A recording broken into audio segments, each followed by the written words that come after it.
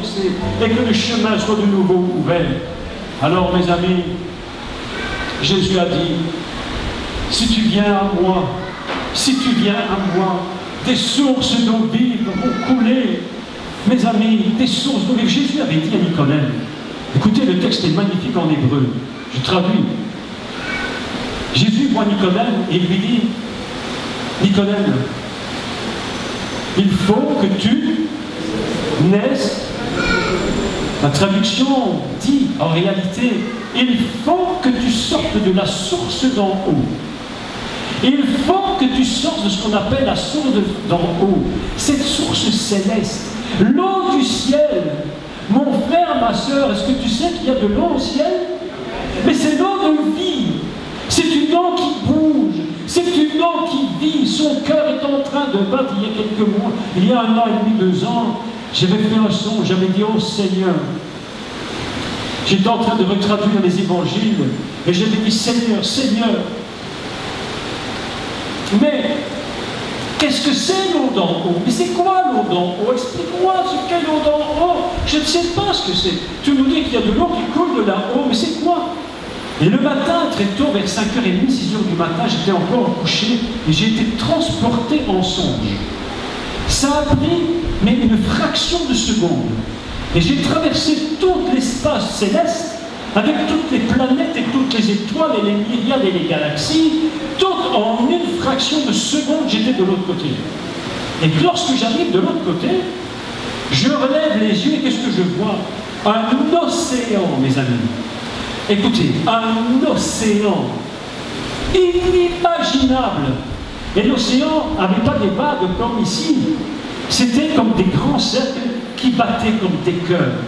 Comme un cœur qui bat. Et toute la mer, tout l'océan de l'eau de vie battait. C'était une eau vivante.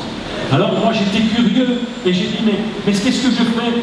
Qu'est-ce que c'est cette eau? J'ai pris ma main et j'ai voulu mettre ma main dans l'eau. Au moment où j'ai mis ma main dans l'eau, il y a un éclair qui est descendu du ciel et qui m'a traversé complètement. Et je me suis en une seconde retrouvé sur la terre. Et il a commencé de pleuvoir, et de pleuvoir, et de pleuvoir. Et Dieu m'a dit, c'est ça maintenant. Si tu ne sors de l'eau d'en haut, tu ne pourras jamais voir le royaume des cieux. Il faut que tu sortes de l'eau d'en haut. Mais pour cela, mes amis, pour sortir de l'eau d'en haut, pour sortir de là, il y a des règles à suivre. Et Dieu a mis un plan en place qui est un plan absolument fantastique. Il a dit, puisque l'Adam a péché et que le sang a été touché, puisque le dam, le sang, le dam de Adam a été perverti, il faut maintenant que je puisse réparer la perversion. Et pour la réparer, il faut que j'envoie le Messie pour que lui revienne avec son sang pur. Et que je reconnecte le sang du Messie avec le sang du ciel. Est-ce que vous me comprenez? Ah! Dites-moi Amen, dites-moi Amen. Dites-moi encore Amen et j'arrête. Ah! Oh mes amis, dites-moi Amen, dites-moi Amen. Mais levez-vous, dites-moi Amen. Oh! Mon Dieu! Oh! Oh mon Dieu! Ah, Jésus! Oh, Seigneur! Seigneur! Oh, Alléluia! Alléluia! Alléluia! Alléluia! Asseyez-vous! Oh, mon Dieu! Mais quelle histoire! Tout ça pour une pomme! On nous dit tout ça pour avoir mangé un fruit. Ah, mes amis, écoutez ce qui est dit dans Jean 16, 47. Celui qui croit en moi aura la vie éternelle. Et Jean 12, 50, écoutez, je le lis. Le commandement de Dieu, écoutez, c'est surprenant. Hein? Le commandement de Dieu, c'est la vie éternelle. Mais c'est incroyable. Donc Dieu a donné un commandement au Messie. Il a dit au Messie, je te donne un commandement, et le commandement que je te donne, c'est d'amener tous ces hommes à la vie éternelle. Mais pour ça, il faudra que tu payes le prix. Et le prix à payer est immense. Parce que toi tout seul, tu contiens toute l'humanité en toi. Mes amis, c'est là que les gens ne comprennent plus rien. Les païens, les non-croyants ne comprennent rien à ce que nous disons. Comment un homme tout seul qui s'appelle Jésus peut sauver toute une humanité? Encore qu'il en aurait sauvé un, on pourrait comprendre. Mais toute une humanité, mes amis, c'est parce qu'au moment où Dieu a créé le monde, écoute-moi, je vais te dire un secret incroyable. Ma soeur qui est là devant moi, là, avec tes lunettes, là, écoute-moi bien ici. Regarde-moi bien, écoute-moi bien. Je vais te dire quelque chose qui va te faire plaisir, d'accord? Quelque chose qui va te faire plaisir. Avant même que tu sois né, Dieu t'avait construit là-haut. Et tu existais là-haut. Et à quel endroit étais-tu conçu là-haut? Dans la création de Dieu, dans le Messie. Dans le Messie, ma soeur. Mon frère, tu étais dans le Messie là-haut, avant même que tu n'existes sur terre. C'est pourquoi lorsque le Messie vient sur terre, il contient en lui toute l'humanité. Toute l'humanité. Il y avait moi, il y avait le pasteur, il y avait maman, il y avait toi, il y avait toi. Nous étions tous enfermés en lui, nous étions tous enfermés dans le Messie. Alors Dieu dit à son fils, écoute mon fils, il faut que tu ailles sur terre, il faut que tu payes le prix, rachète le sang mauvais, rachète le sang déconnecté qui a été touché par le péché. Parce que ce sang ne peut plus être utilisé pour le ciel. On ne peut pas introduire dans le ciel un sang pécheur. Un sang déconnecté, on ne peut pas leur... Impossible. Le sang déconnecté, tu ne peux jamais le faire rentrer au ciel. Alors, maintenant, je voudrais vous dire quelque chose, écoutez, non. Maintenant, c'est le moment, c'est le summum de ce que je vais vous dire. Le summum du summum. Je voudrais vous lire un texte, mais si vous voulez le prendre, vous pouvez le prendre si vous voulez.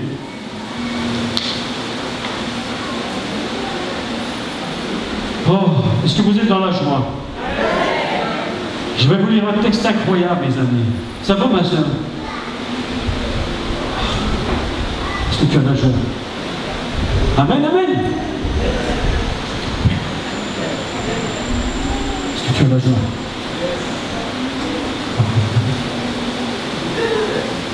Je vais vous dire, mes amis, quelque chose d'extraordinaire.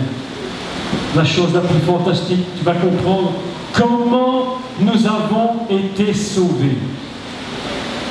Je vais te dire quelque chose d'assez surprenant qui va te surprendre.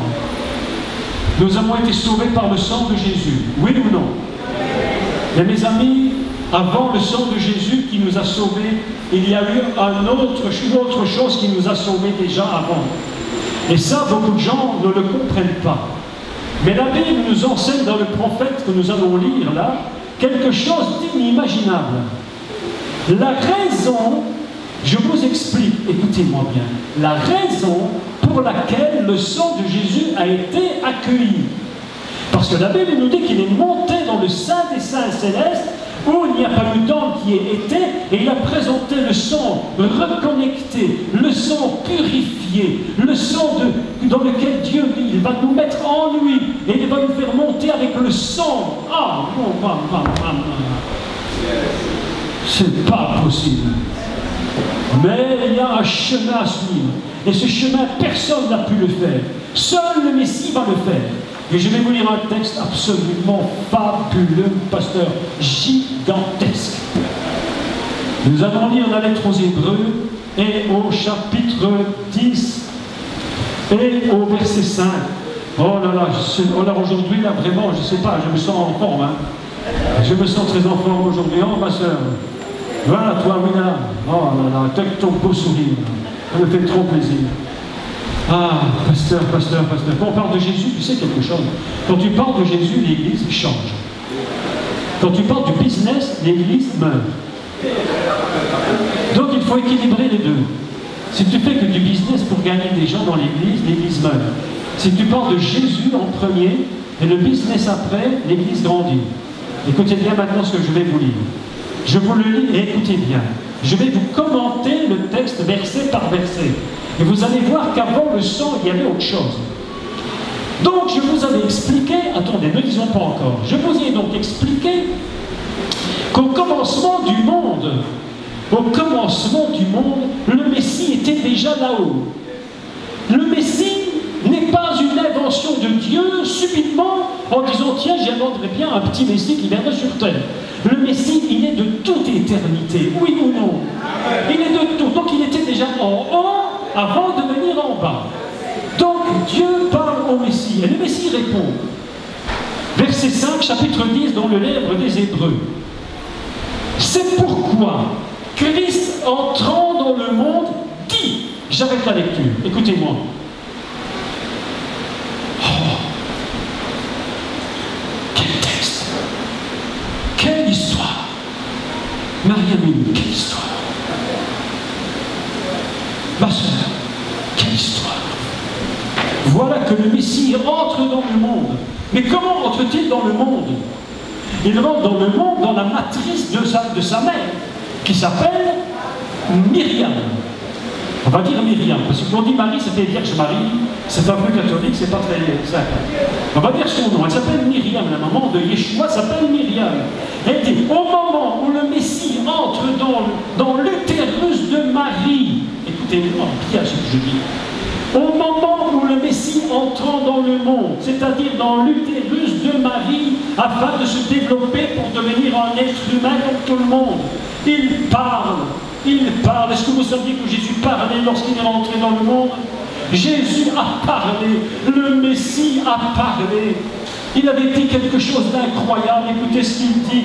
Le Messie entrant dans le monde dit, tu n'as voulu ni sacrifice ni offrande, mais tu m'as formé un corps. Tu n'as agréé ni holocauste ni sacrifice pour Jésus. Alors j'ai dit, voici je viens pour faire, ô Dieu, ta volonté. Oh mon Dieu. Après avoir dit, voici je viens pour faire ta volonté. Mes amis, écoutez-moi. Maintenant, soyez très attentifs. Écoutez-moi. Attentifs. La première chose que Dieu a demandé au Messie, écoutez-moi bien, la première chose qu'il lui a demandé, et ce n'est pas écrit là, ce n'est pas en lui disant, meurs, tu vas mourir sur la croix. Il lui a dit, je te demande une chose, mon fils, tu vas aller sur tes, je te demande une chose, c'est l'obéissance. Parce que sans obéissance, il est impossible, strictement impossible, que le Messie puisse aller à la croix. Autrement dit, on n'est pas sauvé seulement par le sang, mais on est sauvé par l'obéissance. C'est pourquoi nous avons tant besoin d'apprendre à nos enfants à obéir. Parce que si nous ne leur apprenons pas à obéir dans nos maisons, mais comment voulez-vous qu'ils apprennent à obéir à Dieu lui-même? Tu n'as voulu ni sacrifice ni offrande, mais tu m'as dit, je viens au Père pour faire ta volonté, et ta loi est au fond de mon cœur, mes amis. Et vous savez, mes amis, je vais vous dire, on va parler cœur à cœur comme ça. Parlons cœur à cœur.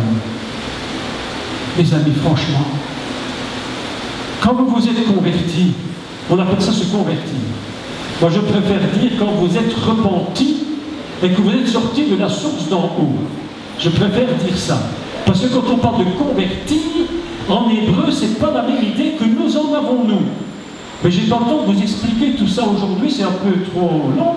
Bien, si je l'explique, vous comprendrez. Vous êtes assez intelligent pour comprendre, mais c'est trop long. Donc, je reviens à mes affaires. Il dit, je suis venu dans le monde pour obéir et faire ta volonté. Autrement dit, ce n'est pas que le sang qui nous sauve, c'est l'obéissance. Et si nous n'apprenons pas nos enfants à obéir, ils vont tourner dans la catastrophe. C'est pourquoi Dieu avait dit, tu ne mangeras pas de l'arbre, pour que tu apprennes l'obéissance. Et le Messie, mes amis, lorsque tu t'es converti, la première parole que tu as dit, c'était quoi? Moi, je me rappelle, lorsque je me suis donné au Seigneur, j'étais tout petit garçon. Alors, j'ai donné ma vie au Seigneur. Et j'étais heureux parce que je savais que Jésus m'avait sauvé de mes péchés. Oui, toi aussi, tu le sais. Est-ce que Jésus t'a sauvé de tes péchés? Amen. Et la première chose que tu as dit, oh Seigneur, c'est magnifique. Il ne m'a pas pardonné mes péchés, mes amis. C'était la phrase qu'il ne fallait pas dire, justement. C'est pas cette phrase qu'il fallait dire. Ce qu'il fallait dire comme phrase, c'était « Oh, je suis sorti de la source d'en haut, je suis venu à toi pour faire ta volonté, et ta loi est au fond de mon cœur, et je viens pour t'obéir. » C'est ça la vérité. C'est ça la vérité, mes amis. La convertir, c'est de dire, Seigneur, je veux t'obéir. Je ne veux plus faire du n'importe quoi. Je veux aller à toi et je veux me tenir dans ton obéissance et dans ta volonté. Éteins-moi au fond de mon cœur. Alléluia. Dites Alléluia. Oh, Alléluia. Gloire à Dieu, gloire à Dieu. Mes amis, rétablir l'obéissance, mes amis, rétablir l'obéissance. Oh, incroyable. Je voudrais vous lire un autre texte, si vous voulez bien. Celui-là, nous allons le lire dans le livre aux Philippiens, s'il vous plaît, et au chapitre 2. Ça va, je ne suis pas trop long? Oh, je vous parle avec mon cœur ce soir. Non, Yamini, ma soeur, je vous parle avec mon cœur. Ce soir, je ne peux pas me taire. Je suis là pour vous supplier. Je suis là pour... Non, j'ai dit une grosse... Non, j'ai dit une bêtise, Je ne suis pas là pour vous supplier. Le Seigneur te supplie d'écouter. C'est pas moi qui te supplie, c'est le Seigneur qui te supplie. Je sais que ce soir, tu as déjà entendu la voix de Dieu qui te parlait. Je sais que ce soir, tu as entendu la voix de l'Esprit de Dieu qui t'a dit « Change ta vie, arrête de faire n'importe quoi. Les temps sont proches, je reviens. » Il peut revenir, mes amis. Il est au seuil de revenir. Écoutez ce qui est écrit dans les livres aux Philippiens. Aux Philippiens. Oh, alléluia. Pasteur, on est dans la joie, Ah, mon Dieu, on devrait maintenant se mettre tous debout, danser, chanter, hurler de joie, se rouler, je ne sais pas. Mon Dieu, qu'est-ce qu'on va faire après pour pouvoir terminer cette soirée? Je ne sais pas comment ça va se finir. Mais en tout cas, je ne veux pas que ça se finisse dans les pleurs, ça va se finir dans la joie. On va se lever dans la joie. On ne va pas faire d'erreur, on ne va pas s'approcher du Seigneur dans les pleurs et les lamentations. On va se lever dans la joie parce qu'on a compris que maintenant on peut changer notre vie. Et que ce n'est pas par nos efforts, mais c'est le Seigneur qui l'a fait pour nous. Parce qu'il a reconnecté le sang pécheur, il l'a purifié, il est remonté avec, mes amis. Et le sang de l'Adam est remonté auprès de Dieu. Et c'est pourquoi le Messie s'appelle le dernier Adam. Écoutez, le Philippiens, non, écoutez mes amis, Philippiens c'est gigantesque. Gigantesque texte. Je crois qu'il n'y a rien de plus immense que cela. Écoutez. Ayez en vous les sentiments qui étaient en Yeshua, le Messie, le Sauveur qui est loin. Il faut que je vous dise une chose tout de suite, c'est que le mot Messie signifie celui qui est loin du Saint-Esprit. Voici ce que dit donc Jésus-Christ, existant en forme de Dieu. Écoutez bien.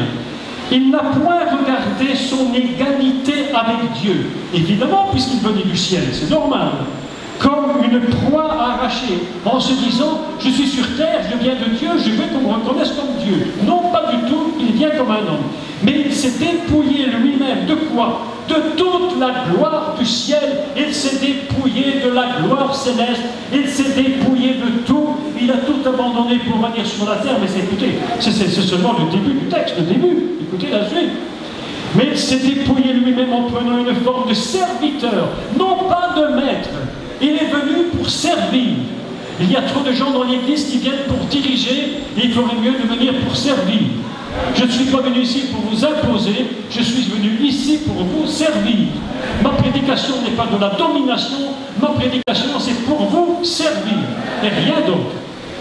Il a s'est dépouillé en devenant semblable aux hommes. Il a paru comme un vrai homme. Et écoutez maintenant, c'est ici le secret du secret. Le secret du secret. Et il s'est humilié lui-même. Écoutez, je répète. Il s'est humilié lui-même. Se rendant, quoi? Se rendant, ok. Jusqu'à la mort. Mais ce n'est pas tout, mes amis. Écoutez-moi, écoutez. Si ce n'était que jusqu'à la mort, il n'aurait même pas gagné le combat. Ça aurait été un échec. Il ne s'est pas livré dans l'obéissance jusqu'à la mort. Pour qu'il devienne ce qu'il va devenir bientôt, il est écrit ceci. Il s'est rendu obéissant jusqu'à la mort, même jusqu'à la mort de la croix. C'est-à-dire qu'il y a deux niveaux d'obéissance. Un premier niveau d'aller jusqu'à la mort, et un second qui était le plus terrible, c'est-à-dire même jusqu'à la croix. Et dans votre Bible, vous devez souligner le mot « même », parce que c'est ce petit mot qui change tout le texte. Même jusqu'à la mort, mes amis. Il s'est livré jusqu'à la mort, même jusqu'à la mort de la croix. Oh, alléluia, le sang a été versé. Il était versé à la croix. Ma soeur dit Amen. Oh, là, là, là, là, là. Oh, mon Dieu. C'est pourquoi, le c'est pourquoi est lié au petit mot même. C'est pourquoi est lié à même jusqu'à la croix. C'est pourquoi aussi Dieu, écoutez, le Père, Dieu, le Créateur, le Père Créateur, l'a souverainement élevé. S'il n'était que mort, il n'aurait pas été souverainement élevé. Il est souverainement élevé parce qu'il était obéissant une fois jusqu'à la mort, deux fois jusqu'à la croix. Et c'est pourquoi Dieu l'a souverainement élevé. Et aussi Dieu lui a donné le nom qui est au-dessus de tout nom. Pourquoi est-ce qu'il a le nom au-dessus de tout nom? Parce qu'il était obéissant jusqu'à la croix. Sans la croix, il n'aurait pas eu le nom au-dessus de tout nom. Il aurait eu un nom comme tout le monde. On aurait dit Jésus est mort et puis c'est une belle histoire, on n'en parlait plus. Mais il l'a souverainement élevé jusqu'à la mort de la croix, et Dieu lui a donné le nom au-dessus de tout nom, afin qu'au nom de Yeshua, le tout genou fléchisse. Je vous explique. Est-ce que vous avez encore du temps un petit peu? Est-ce que vous avez encore un peu de temps? Oh, on devrait faire encore, je ne sais pas, 10 heures de parler de Jésus. On ne devrait même plus s'arrêter. Vous savez pourquoi il a voulu, écoutez bien, ça, prenez note, écrivez dans votre cahier. Si vous êtes aimé, écrivez. Vous savez pourquoi il est dit qu'il a donné aux hommes, je relis le texte, il dit, afin qu'au nom de Jésus, tout genou fléchisse. Vous savez pourquoi il est écrit tout genou fléchisse? Est-ce que vous savez pourquoi? Parce qu'on peut très bien, écoute mon frère, on peut très bien croire que Jésus est notre sauveur, sans fléchir le genou. Bah, moi je peux le croire, Jésus est mon sauveur, je ne fléchis pas le genou. Mais pourquoi faut-il qu'il plie le genou? Afin qu'au nom de Jésus, nous plions les genoux. Pourquoi? Je vais te dire le secret. Est-ce que tu veux savoir le secret? Le secret se trouve dans la Torah, dans le livre de Genèse. Et je vous pose une question maintenant. Quelle était la première bénédiction que Dieu a donnée à Adam? La première bénédiction qu'il lui a donnée, c'était quoi? Il est écrit Dieu les bénit. Il est écrit Dieu les bénit. Et qu'est-ce qu'il a fait? Dites plus fort. Comment? Non, non, avant. Croissez, multiplier. Et tout le monde dit Amen. Mais il ne fallait pas dire Amen, ce n'était pas le moment. C'était pas le bon moment. Je vais vous expliquer pourquoi. Tout le monde croit que la première bénédiction, c'était croissez, multiplier, remplissez la terre, dominer. Ça, c'est pas la première bénédiction. La première bénédiction, c'est qu'il est écrit Dieu les bénit. Ah bon? Mais c'est quoi Dieu les bénit? Eh bien, mes amis, je vais vous apprendre une chose. Vous voulez apprendre un mot d'hébreu? Vous voulez apprendre un mot d'hébreu? Dieu les bénit, on dit en hébreu Vaï Barer. Et vous savez ce que ça, d'où vient le mot Barer, béni? Vous savez d'où vient le mot? Il vient de Bérer. Et vous savez ce que c'est, Bérer? C'est le genou. Le genou. Quand Dieu dit « je te bénis », en réalité, il lui dit « je te donne la capacité de t'agenouiller ». La première bénédiction de ta vie, c'est quand tu te mets à genoux. Et après que tu t'es mis à genoux, Dieu dit « puisque tu étais capable de te mettre à genoux, Dieu les bénit en se les mettant à genoux, Dieu lui dit « maintenant tu vas croître et multiplier ». Sans prière, sans humilité, sans te mettre à genoux devant Dieu, jamais tu ne pourrais être béni. Et c'est pourquoi il est écrit, afin qu'au nom de Jésus, le Messie, le dernier Adam, qui est monté au ciel, tout genou fléchisse. C'est comme le premier Adam. Le premier Adam avait la bénédiction de se mettre à genoux. Et maintenant, par la grâce de Jésus, par la grâce du Messie, Il est possible maintenant que tous se mettent à genoux, afin qu'au nom de Yeshua, tout genou fléchisse dans les cieux, sur la terre et sous la terre, et que toute langue confesse que Jésus-Christ est Seigneur, à la gloire de Dieu le Père. Et la boucle est finie, mes amis. Et la boucle est terminée. On a fini l'histoire. On a terminé l'histoire, ah, mes amis. On a terminé l'histoire. On termine comme elle a commencé. On termine comme elle a commencé. Le premier Adam était doué de se mettre à genoux. Le dernier, et toi-même, tu te mets à genoux, tu recommences le monde à zéro. Tu recommences le monde tous les jours que tu te lèves. Tous les jours de ta vie, quand tu te lèves, tu recommences à zéro le monde. Tu ne devrais jamais dire, oh, la journée est dure aujourd'hui. Non, je me lève, c'est un nouveau jour de la création du monde. Oh, c'est un nouveau jour. Toutes choses anciennes sont passées. Tout est devenu nouveau. Le vieil Adam est mort. Il est mort à la croix. Aujourd'hui, c'est le nouvel Adam. Et c'est qui le nouvel Adam? C'est toi. Moi, j'aime beaucoup ton sourire, mon frère. J'aime beaucoup le sourire. Ah, c'est magnifique. Oh, pasteur, mon Dieu. Le monde n'a pas compris la grâce que tu as faite. Le monde n'a pas compris la grâce que tu as faite. Le monde est un monde pécheur que nous montrons du doigt. Mais Dieu ne montre pas, écoutez, Dieu ne montre pas le monde du doigt comme nous. Dieu, nous avons l'habitude de montrer les pécheurs du doigt, ah, les mauvais pécheurs. Mais Dieu, quand il montre du doigt le pécheur, c'est pour lui dire, viens, viens, viens. Quand Dieu montre du doigt, c'est pour t'appeler, repentez-vous, disait Pierre le jour de la Pentecôte. Repentez-vous, disait Pierre au jour de la Pentecôte. Mes amis, tu peux être baptisé du Saint-Esprit. Si tu ne gagnes pas les âmes à Jésus, ça ne te sert à rien, le Saint-Esprit. Il ne te sert à rien, tu perds ton temps. La première chose que fait le baptême de l'Esprit, c'est pas de parler en langue. Détrompe-toi. Non, le premier signe du baptême, le premier signe que quelqu'un est baptisé du Saint-Esprit, c'est quand il est un gagneur d'âme. Un gagneur d'âme qui gagne les âmes à Jésus, qui les amène au Seigneur, c'est quelqu'un qui est rempli d'Esprit. Parce que personne ne peut attirer les gens à Christ si ce n'est pas par le Saint-Esprit. Oh.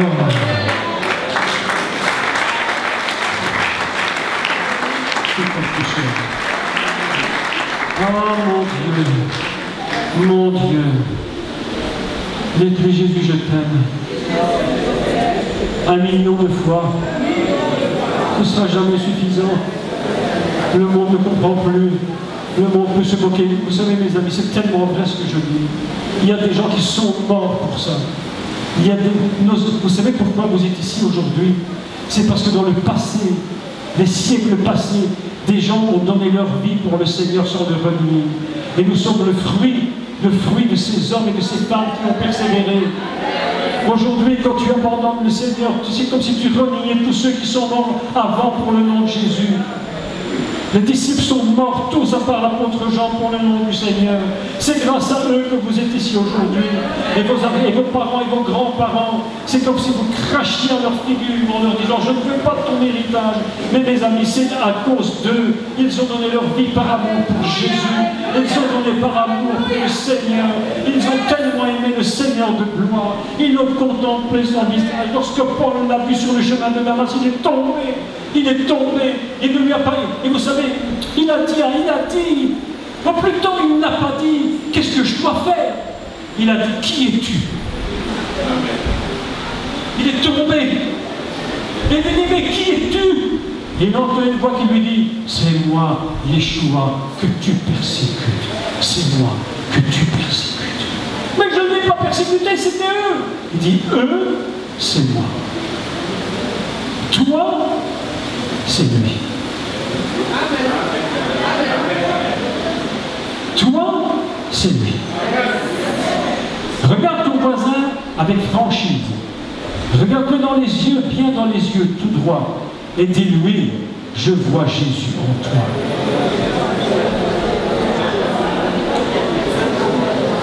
Oh, je vois Jésus en toi. Marcel, je vois Jésus en toi. Pasteur, je vois Jésus en toi. Je sens qu'il est là, il est à côté de nous. Il est ici maintenant. Oh,